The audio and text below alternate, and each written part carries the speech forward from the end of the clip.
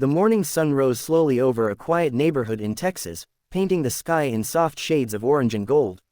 In a small white house at the end of Maple Street lived a girl named Emily Carter.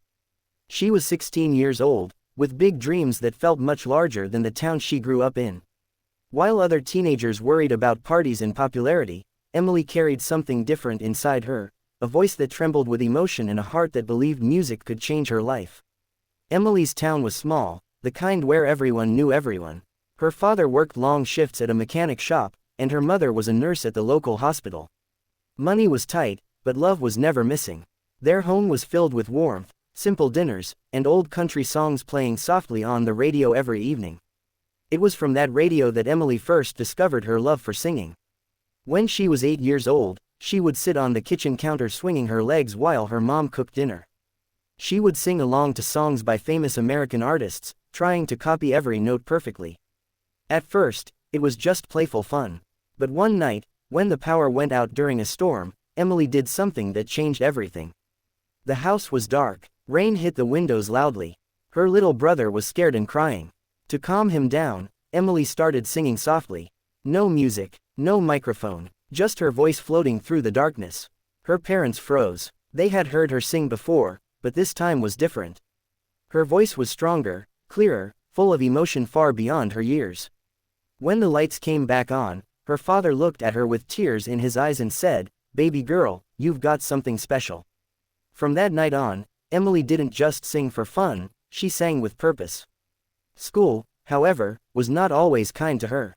Some classmates thought she was strange because she preferred practicing vocals in the music room instead of hanging out at football games. A few girls whispered behind her back, saying she was trying too hard to be famous. Sometimes their words hurt. Sometimes she cried alone in her room.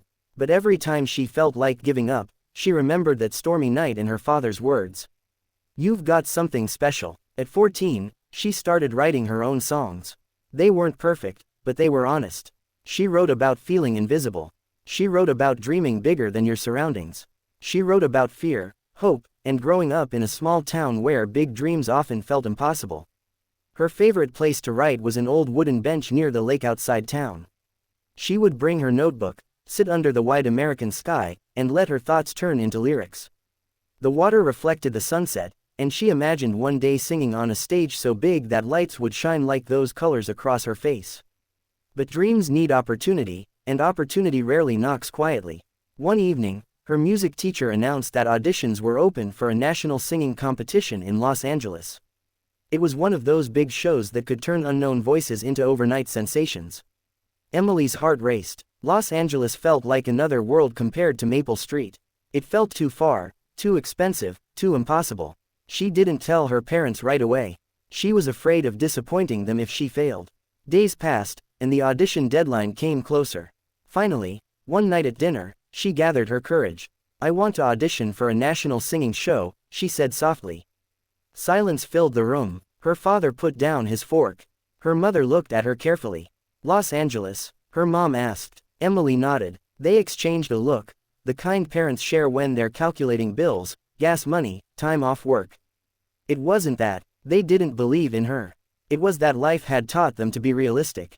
After a long pause, her father smiled gently. "If you're brave enough to try, we're brave enough to support you." They used savings meant for home repairs to fund the trip. It wasn't easy. Her dad picked up extra shifts. Her mom worked overtime. Emily saw their sacrifice, and it fueled her determination. The day they drove to Los Angeles felt surreal. Skyscrapers replaced small houses. Traffic replaced quiet roads. The audition building was enormous, filled with hundreds of talented singers from all over the United States.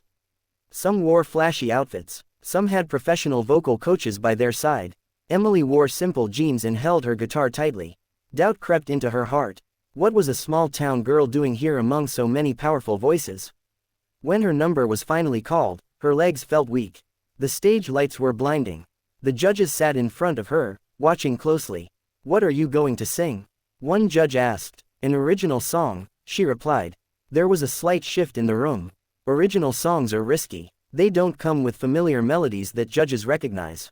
She closed her eyes and began. Her voice started softly, almost trembling.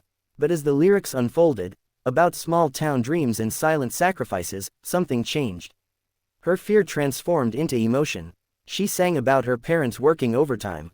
She sang about the lake bench. She sang about wanting to make her family proud. By the second chorus, the room was silent in a different way.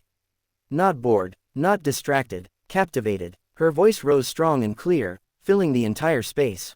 It wasn't just technically good, it was real. It carried honesty. When she finished, there was a moment of stillness before applause erupted. One judge leaned forward. "You remind America why we love stories like yours," he said. Another judge smiled warmly. "Your voice isn't just powerful. It's meaningful." She received 3 yes votes. Emily burst into tears. Her parents ran onto the stage and hugged her tightly. In that moment, Maple Street didn't feel small anymore. As the competition progressed, challenges grew harder. Each week, contestants were eliminated. Emily faced criticism about stage presence, song choices, and confidence. She worked tirelessly, rehearsing late into the night, pushing her voice to its limits. There were nights she felt overwhelmed. The pressure of national television, online comments, and expectations weighed heavily on her young shoulders. But she kept going. Week after week, she advanced. America began to notice her. Social media filled with clips of her performances. People connected with her authenticity. She wasn't the flashiest performer, but she was one of the most heartfelt. During the semifinal, she performed a powerful ballad about chasing dreams despite fear. Halfway through the song, her voice cracked slightly. For a split second, panic flashed across her face. But instead of stopping, she sang with even more emotion, turning imperfection into power. The audience stood up before she even finished. By the finale, she stood under a shower of bright lights, holding her microphone like it was part of her soul. Whether she won or lost, she had already changed her life. When the winner was announced, her name echoed through the auditorium. Emily Carter, the small-town girl from Texas, had won. Confetti fell like golden rain. She cried openly, overwhelmed by gratitude. Her parents stood in the crowd, hugging each other, their sacrifice worth every second. Winning the show opened doors she had only imagined. Record labels called. Radio stations played her songs. She traveled across the country, performing in cities she had only seen on television. But she never forgot Maple Street. Months later, she returned home for a special concert at her old high school. The same classmates who once whispered now cheered loudly. She stood on that familiar stage and looked out at young faces full of dreams. "I'm not different from you," she told them. "I just refused to give up." Her story spread beyond music. She became a symbol of perseverance, proof that background doesn't define destiny. Late one evening, after a sold-out concert in New York City, she stood alone on a balcony overlooking the bright skyline. The wind brushed against her face, just like the breeze by the lake back home. She whispered softly to herself, "We made it." But deep down, she knew this was only the beginning. Because dreams don't end when you reach them. They grow. And somewhere in America, another young girl was probably sitting in a dark room during a storm, singing softly, not yet knowing that her voice might one day change her world too.